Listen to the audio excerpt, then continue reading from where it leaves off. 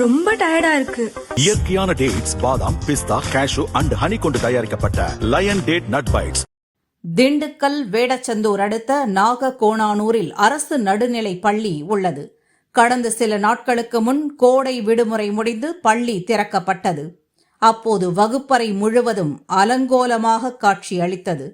பள்ளி விடுமுறையின் போது தலைமை ஆசிரியர் அறை கதவை உடைத்து ஆசாமிகள் சிலர் உள்ளே நுழைந்தது தெரிய வந்துள்ளது.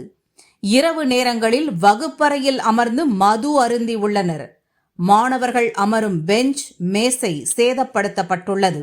மது அருந்தும் போது சத்துணவு கூடத்தில் இருந்து முட்டை எடுத்து வந்து வகுப்பறையில் ஆம்லெட் போட்டுள்ளனர்.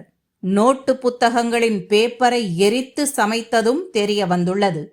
இதுகுறித்து தலைமை ஆசிரியர் சாந்தினி உள்ளூர் மக்களிடம் தெரிவித்தார்.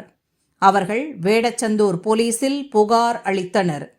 பள்ளியில் அத்துமீறிய சம்பவம் குறித்து வழக்கு பதிவு செய்யப்பட்டு போலீசார் ஆசாமிகளை தேடினர்.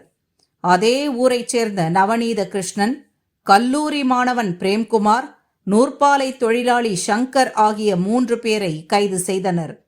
பள்ளி விடுமுறையை தங்களுக்கு சாதகமாக பயன்படுத்தி அத்துமீறி உள்ளே நுழைந்து மது அருந்தியதை ஒப்புக்கொண்டனர். 3 பேர் மீதும் வழக்கு பதிவு செய்யப்பட்டு விசாரணை நடக்கிறது.